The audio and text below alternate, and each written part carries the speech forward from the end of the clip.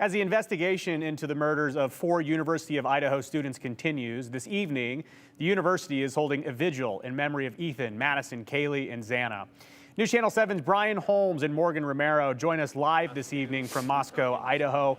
Brian, Morgan, we see it's a very cold day up there, but what's the feeling in town ahead of this vigil in about an hour? There are a lot of people in the area we're at right now because this is the media parking location where we're standing. That vigil starting at 5 o'clock Pacific, so in about an hour, 6 o'clock Mountain Time for you guys.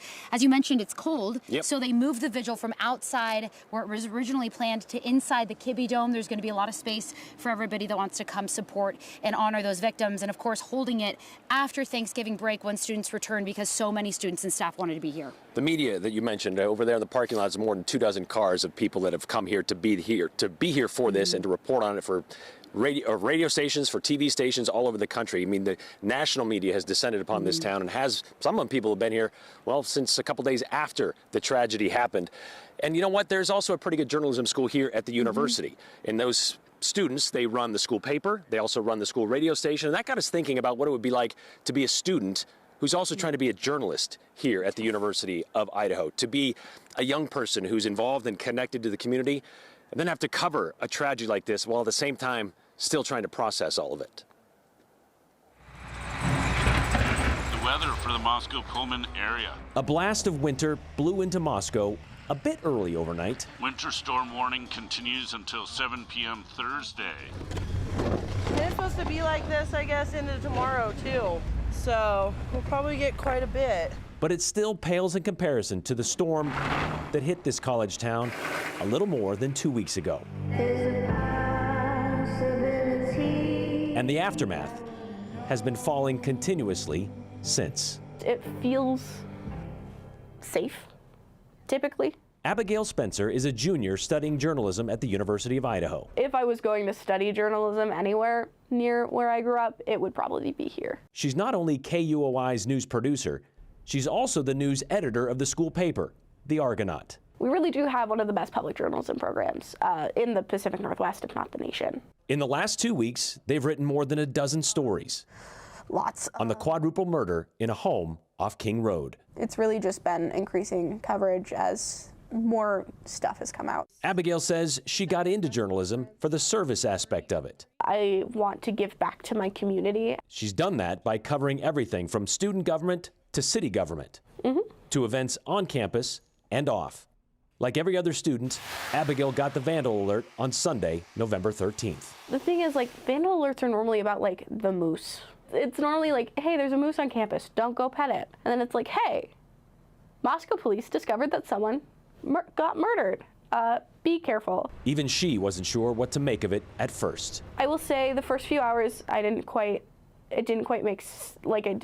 click for me until I will say we had a news meeting that night, and that's when it really clicked for me that happened. Why? What happened at the meeting? We got an initial report of what happened, which really shook us, as well as that was right around the same time we found out that it was 4 people. For something like this to have happened was kind of earth-shattering for us. And I think a lot of people were really scared, and that hasn't really faded. But yeah. So how does a journalism student handle covering the murder of her fellow students? Abigail says it's a separation with which she is still coming to terms. I will say I don't think I've quite clicked fully out of journalist mode, and I think my first instinct was almost in a self-preservation to click into journalist mode. So I think there wasn't really a time that I just was thinking about it as a student. Cutting yourself off from your feelings isn't good journalism either, because it makes you become like this callous robot. Instead, I think I feel those feelings, but I set them aside so I can do my job. This is a tight-knit community. This thing kind of affects everybody, has affected everybody. Can you still look at this objectively? We're trying to balance it because we know we're not objective. We're still students. We're also dealing with this in our community.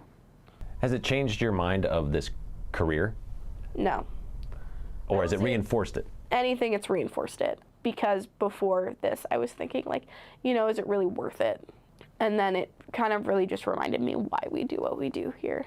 And it has reminded me why I do what I do. There's sometimes that it feels like drudgery and monotony, but things like this and being able to give a mouthpiece to those who are suffering and those who are hurting is really a great reminder of why I do what I do.